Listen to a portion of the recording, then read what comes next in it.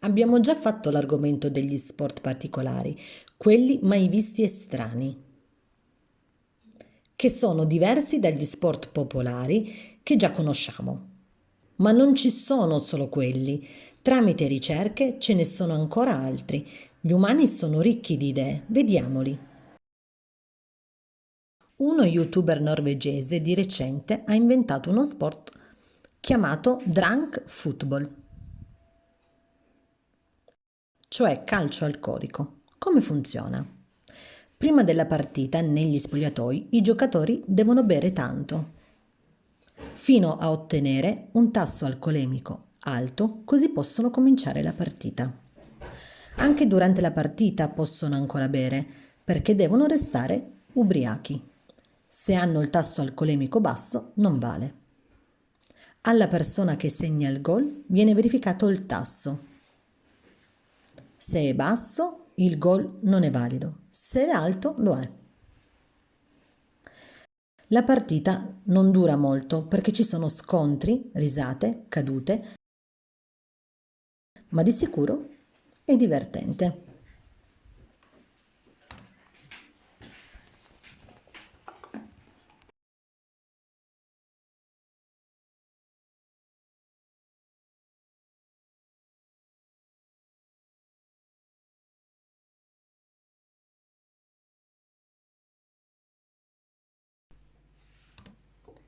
Shin kicking è uno sport bizzarro. Due giocatori devono combattere tra loro dandosi calci agli stinchi. Che dolore! Ha origine nel 1600 in Inghilterra e ancora oggi esiste. Quindi i giocatori devono combattere dandosi continui calci fino a quando uno di loro cade. La partita ha 3 round. Vince chi ha fatto cadere l'avversario 2 volte. Come abbigliamento devono indossare pantaloni ben imbottiti di paglia per proteggersi. Ma immaginate una volta si usavano degli stivali di ferro. Adesso c'è la paglia, ma non impedisce di avere dei lividi e delle ferite.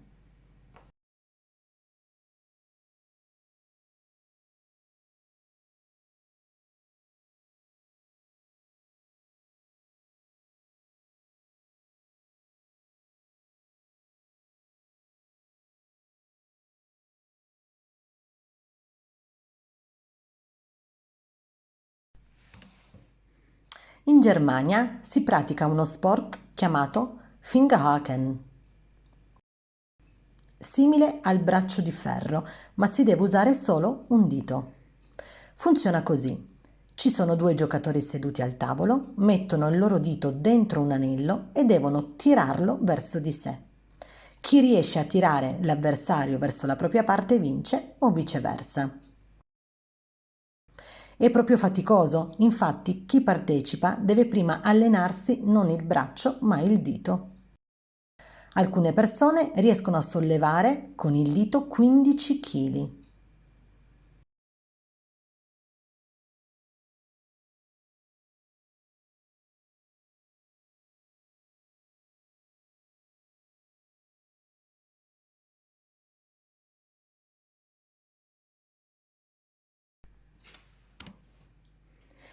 Yukigassen, che sport è?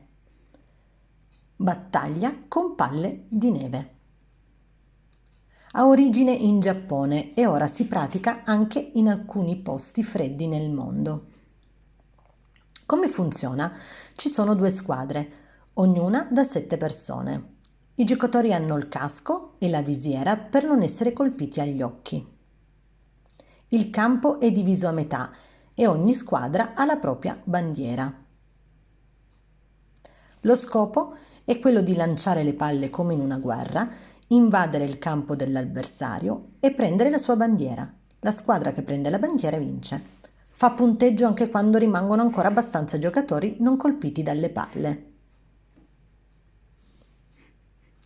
Per non perdere tempo, le palle di neve non vengono fatte al momento, ma vengono preparate in anticipo e in abbondanza.